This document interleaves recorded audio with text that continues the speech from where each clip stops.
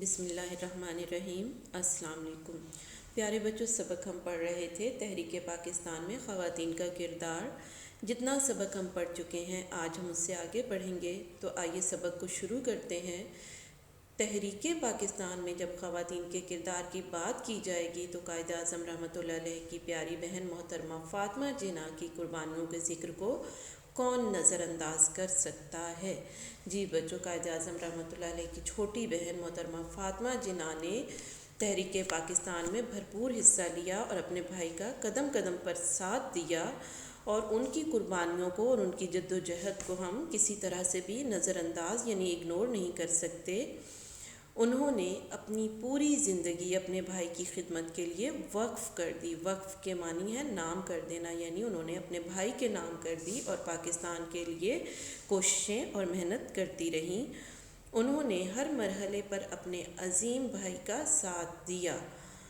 محترمہ فاطمہ جناح رحمۃ اللہ علیہ نے مسلم لیگ کے پیغام کو گھر گھر پہنچانے کے لیے جو جد و جہد کی، یعنی جو کوشش کی، تاریخ اسے کبھی فراموش نہیں کر سکتی۔ فراموش کے معنی ہے بھلا دینا، یعنی انہوں نے پاکستان بنانے میں جو خدمات انجام دیں اور مسلم لیگ کا پیغام جس طرح سے گھر گھر پہنچایا اور جو کوششیں کی، اس کو تاریخ کبھی بھلا نہیں سکتی، فراموش نہیں کر سکتی۔ محترمہ فاطمہ جناح رحمۃ اللہ علیہ اس تحریک میں سب سے پیش تھیں۔ جی بچوں، پیش کے معنی ہے آگے آگے تھیں، یعنی اس تحریک میں سب سے آگے تھیں، اور مسلم خواتین ان کے ساتھ قدم با قدم چل رہی تھیں۔ مسلم خواتین ان کے ساتھ قدم با قدم کے معنی ہے قدم سے قدم ملا کر۔ مسلمان خواتین بھی ان کے قدم کے ساتھ قدم ملا کر چل رہی تھیں، یعنی ان کا برابر ساتھ دے رہی تھیں۔ محترمہ فاطمہ جناح کی انہی خدمات کے اعتراف کے طور پر قوم نے انہیں مادر ملت یعنی قوم کی ماں کا لقب دیا۔ اعتراف کرنا، مان جانا، تسلیم کر لینا، یعنی ان کی ان خدمات کو مانتے ہوئے، تسلیم کرتے ہوئے کہ انہوں نے کس قدر محنت کی ہے پاکستان کو بنانے میں، ان کی کس قدر جد و جہد شامل ہے۔ قوم نے انہیں مادر ملت یعنی قوم کی ماں کا لقب دیا۔ پردے کی سخت پابندی کرنے کے باوجود بیگم محمد علی جوہر نے سیاست میں سرگرم حصہ لیا، یعنی پرجوش بھرپور حصہ لیا۔ انہوں نے سن 1938 میں مسلم لیگ کے تاریخی اجلاس منعقدہ لکھنؤ کے موقع پر مسلمان خواتین کے اجلاس کی صدارت کی۔ اسی اجلاس میں مسلم لیگ شعبہ خواتین کا قیام عمل میں آیا۔ جی بچوں، بیگم محمد علی جوہر جو ہیں وہ محمد علی جوہر کی اہلیہ ہیں، ان کی بیوی ہیں، اور انہوں نے بھی سیاست میں سرگرم حصہ لیا، حالانکہ وہ پردے کی بہت پابند تھیں، جیسا کہ آپ کو تصویر میں بھی نظر آ رہا ہے کہ وہ سر سے پاؤں تک پردے میں ہیں۔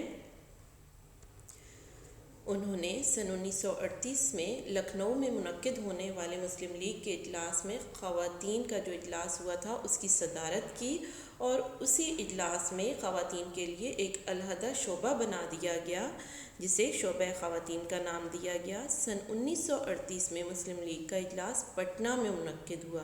جی بچوں، پھر ایک اور اجلاس پٹنہ میں منعقد ہوا۔ یہ شہر اب انڈیا کا حصہ ہیں، بھارت کا حصہ ہیں۔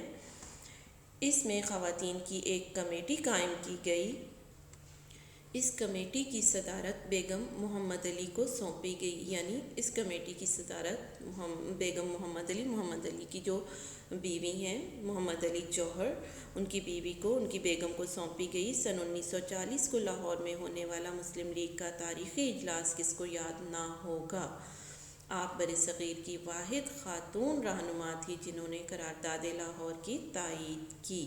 تائید کے معنی ہے حمایت کرنا، اور سونپی کے معنی ہے حوالے کرنا، سپرد کرنا، یعنی اس کمیٹی کی صدارت بیگم محمد علی کے سپرد کی گئی۔ اور 1940 میں منٹو پارک کی جگہ پہ، منٹو پارک میں مسلم لیگ کا ایک بہت بڑا تاریخی اجلاس ہوا تھا جس میں قرارداد لاہور پیش کی گئی تھی، جس میں مسلمانوں کے لیے علیحدہ وطن کا مطالبہ کیا گیا تھا۔ اسے قرارداد پاکستان بھی کہتے ہیں۔ جس جگہ پہ یہ اجلاس ہوا تھا یعنی منٹو پارک میں، اس جگہ پہ آج وہاں پہ بعد میں مینار پاکستان بنا دیا گیا اسی اجلاس کی یاد میں، تو آج وہاں پہ مینار پاکستان موجود ہے۔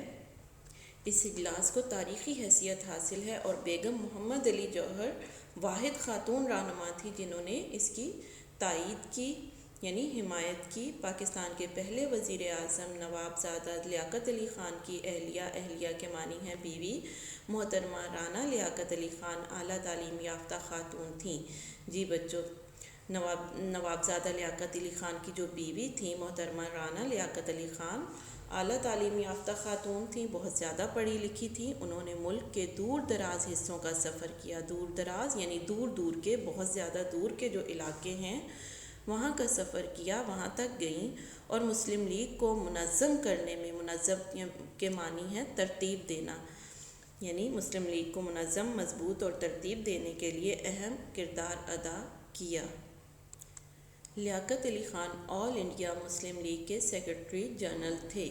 مسلم لیگ ایک غریب جماعت تھی اور اس کی اتنی سکت نہیں تھی، سکت کے معنی ہے طاقت کے، ہمت کے، یعنی اس میں اتنی طاقت نہیں تھی کہ لیاقت علی خان کو سیکرٹری مہیا کیا جائے اور اس کی تنخواہ ادا کی جائے۔